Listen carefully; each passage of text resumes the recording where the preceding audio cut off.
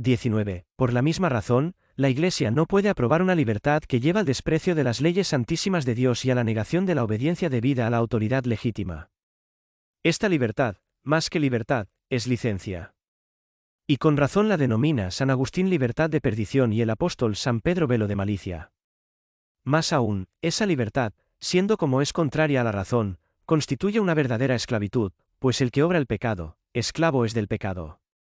Por el contrario, es libertad auténtica y deseable aquella que en la esfera de la vida privada no permite el sometimiento del hombre a la tiranía abominable de los errores y de las malas pasiones y que en el campo de la vida pública gobierna con sabiduría a los ciudadanos, fomenta el progreso y las comodidades de la vida y defiende la administración del Estado de toda ajena arbitrariedad.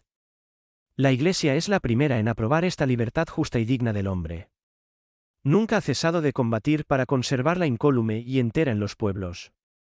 Los monumentos históricos de las edades precedentes demuestran que la Iglesia católica ha sido siempre la iniciadora, o la impulsora, o la protectora de todas las instituciones que pueden contribuir al bienestar común en el Estado. Tales son las eficaces instituciones creadas para coartar la tiranía de los príncipes que gobiernan mal a los pueblos, las que impiden que el poder supremo del Estado invada indebidamente la esfera municipal o familiar, y las dirigidas a garantizar la dignidad y la vida de las personas y la igualdad jurídica de los ciudadanos. Consecuente siempre consigo misma, si por una parte rechaza la libertad inmoderada, que lleva a los individuos y a los pueblos al desenfreno o a la esclavitud, acepta, por otra parte, con mucho gusto, los adelantos que trae consigo el tiempo, cuando promueven de veras el bienestar de la vida presente, que es como un camino que lleva a la vida e inmortalidad futuras. Calumnia, por tanto, vana e infundada es la afirmación de algunos que dicen que la Iglesia mira con malos ojos el sistema político moderno y que rechaza sin distinción todos los descubrimientos del genio contemporáneo. La Iglesia rechaza, sin duda alguna, la locura de ciertas opiniones. Desaprueba el pernicioso afán de revoluciones y rechaza muy especialmente ese estado de espíritu en el que se vislumbra el comienzo de un apartamiento voluntario de Dios. Pero como todo lo verdadero proviene necesariamente de Dios, la Iglesia reconoce como destello de la mente divina toda verdad alcanzada por la investigación del entendimiento humano. Y como no hay verdad alguna del orden natural que esté en contradicción con las verdades reveladas, por el contrario, son muchas las que comprueban esta misma fe y, además, todo descubrimiento de la verdad puede llevar, ya al conocimiento, ya a la glorificación de Dios, de aquí que la Iglesia acoja siempre con agrado y alegría todo lo que contribuye al verdadero progreso de las ciencias.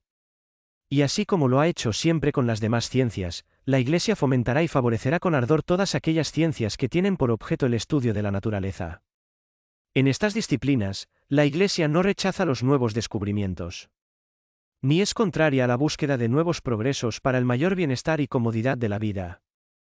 Enemiga de la inercia perezosa, desea en gran manera que el ingenio humano, con el trabajo y la cultura, produzca frutos abundantes.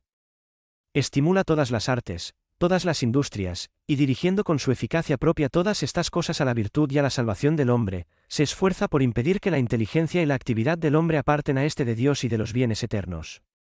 20. Pero estos principios, tan acertados y razonables, no son aceptados hoy día, cuando los estados no solamente rechazan adaptarse a las normas de la filosofía cristiana, sino que parecen pretender alejarse cada día más de esta.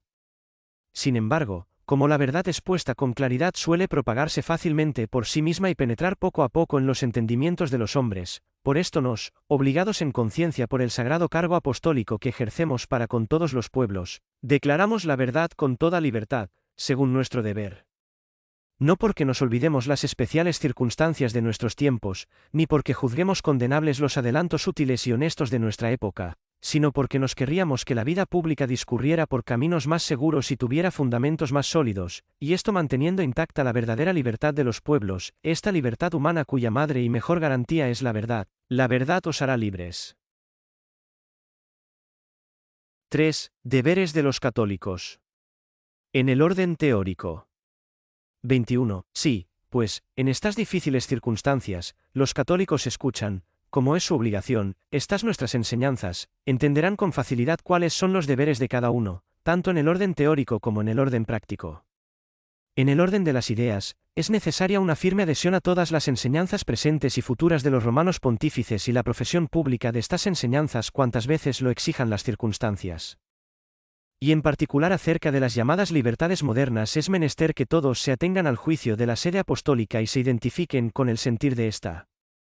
Hay que prevenirse contra el peligro de que la honesta apariencia de esas libertades engañe a algún incauto.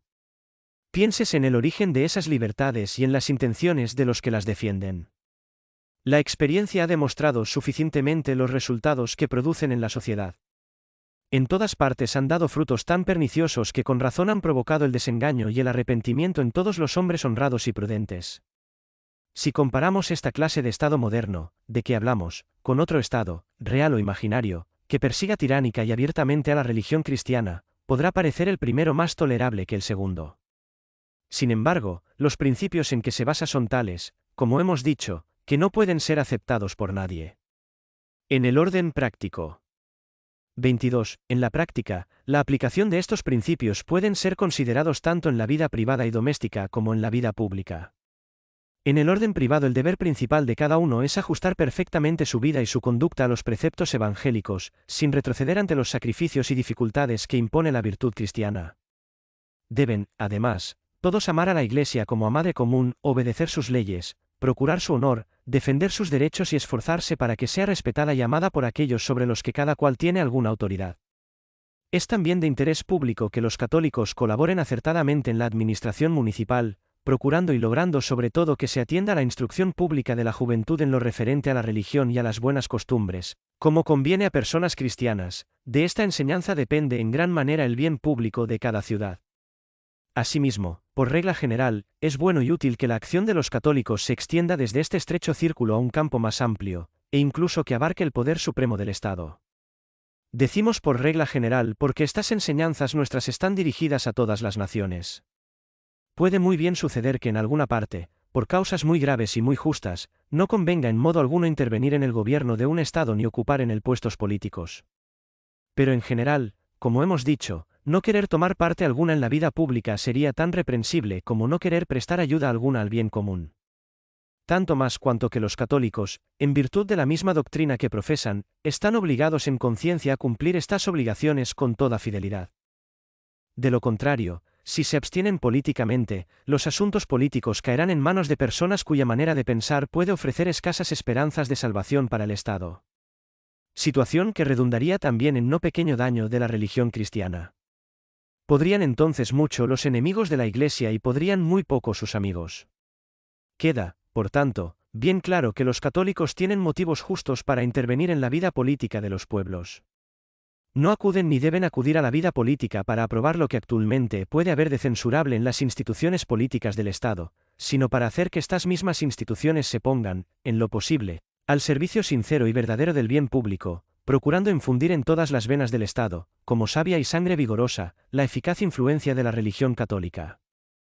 Así se procedía en los primeros siglos de la Iglesia.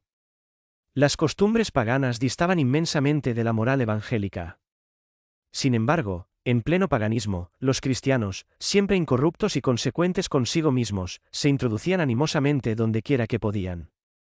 Ejemplares en la lealtad a los emperadores y obedientes a las leyes en cuanto era lícito, esparcían por todas partes un maravilloso resplandor de santidad, procurando al mismo tiempo ser útiles a sus hermanos y atraer a los demás a la sabiduría de Cristo, pero dispuestos siempre a retirarse y a morir valientemente si no podían retener los honores, las dignidades y los cargos públicos sin faltar a su conciencia. De este modo, las instituciones cristianas penetraron rápidamente no solo en las casas particulares, sino también en los campamentos, en los tribunales y en la misma corte imperial. Somos de ayer y ya llenamos todo lo vuestro, las ciudades, las islas, las fortalezas, los municipios, las asambleas, los campamentos, las tribus, las decurias, el palacio, el senado, el foro.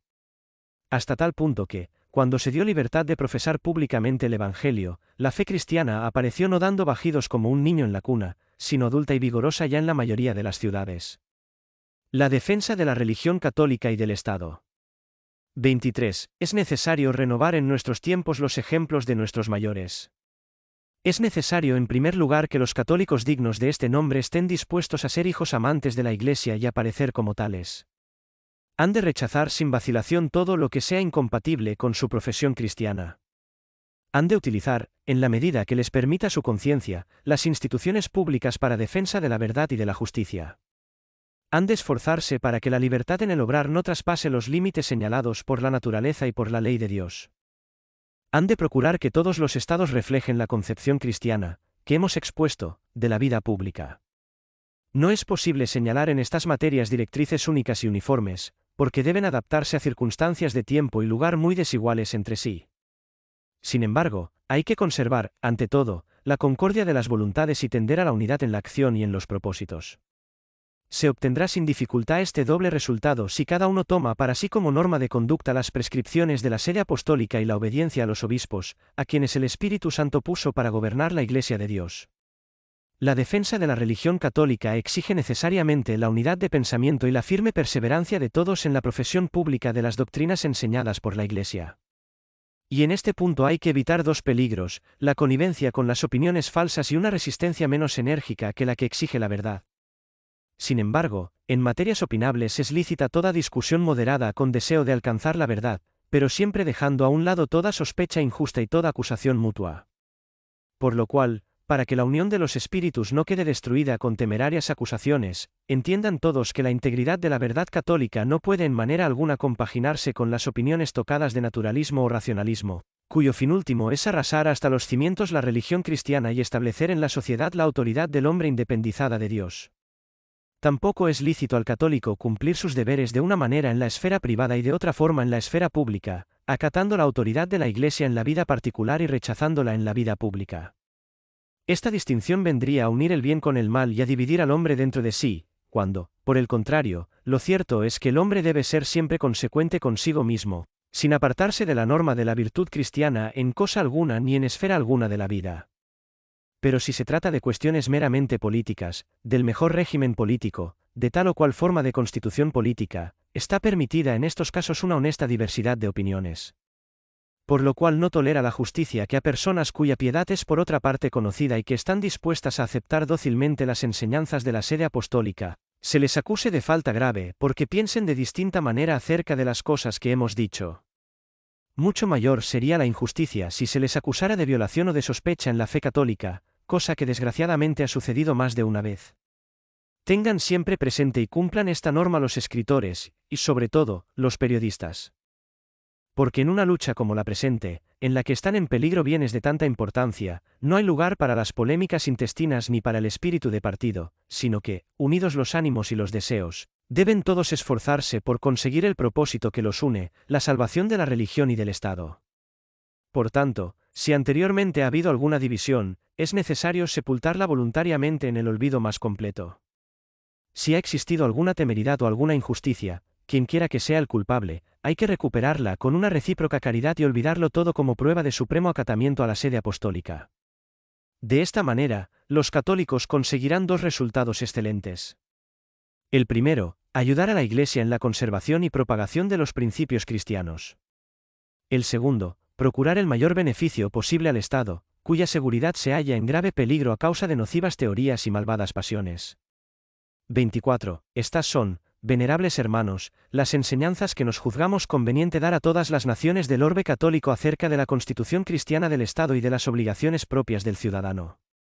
Solo nos queda implorar con intensa oración el auxilio del cielo y rogar a Dios que Él, de quien es propio iluminar los entendimientos y mover las voluntades de los hombres, conduzca al resultado apetecido los deseos que hemos formado y los esfuerzos que hemos hecho para mayor gloria suya y salvación de todo el género humano.